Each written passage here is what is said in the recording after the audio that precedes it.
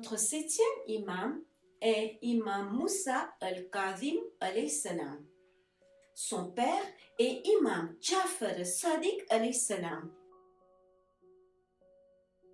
L'imam alayhi salam retenait sa colère contre les transgresseurs qui l'ont beaucoup maltraité, à tel point qu'il fut empoisonné et fut martyr dans une prison sombre.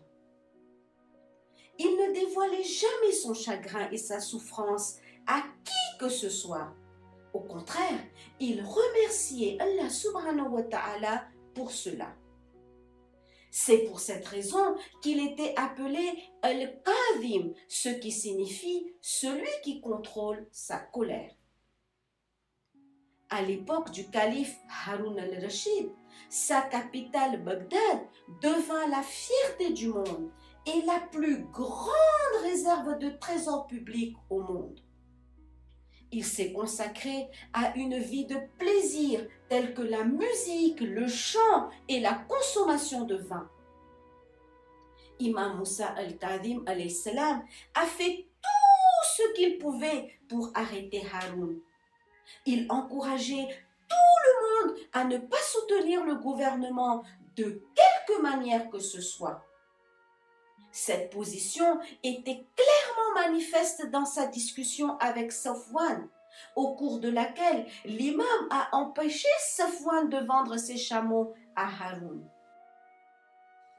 Haroun a tué et massacré beaucoup de chiites en utilisant des méthodes atroces parce qu'ils étaient la descendance de l'imam Ali alayhi salam et de Sayyida Fatima alayha salam, que la paix soit sur eux.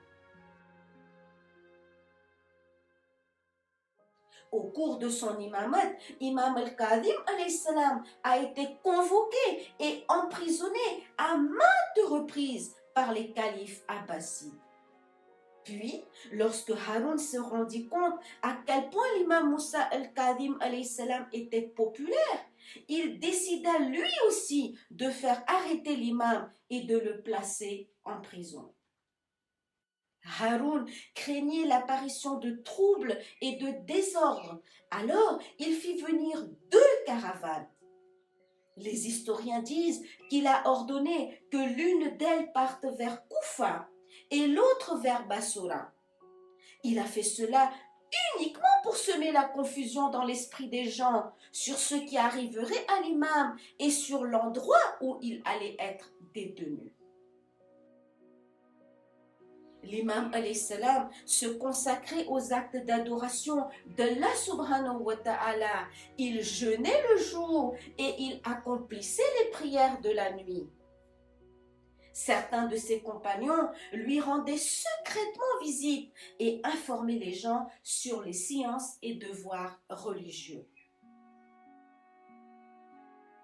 En fin de compte, Haroun envoya l'imam dans une prison située près de Koufa, sous la surveillance d'un méchant garde appelé Al-Sindi. Haroun ordonna également à ses hommes de donner très peu de nourriture et d'eau à l'imam. Alors l'imam alayhi salam ne recevait qu'un petit bout de pain et quelques gorgées d'eau. Malgré toute cette solitude et toutes ces difficultés, l'imam alayhi salam a fait preuve de beaucoup de patience.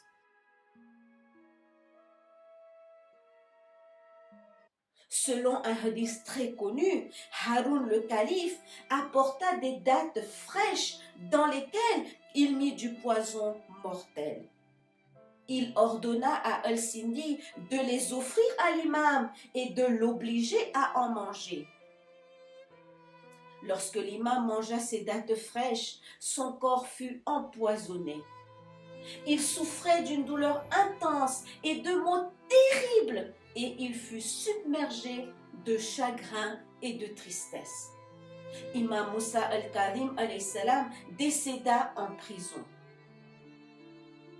Al-Sindi s'arrangea ensuite pour que cela ressemble à une mort naturelle.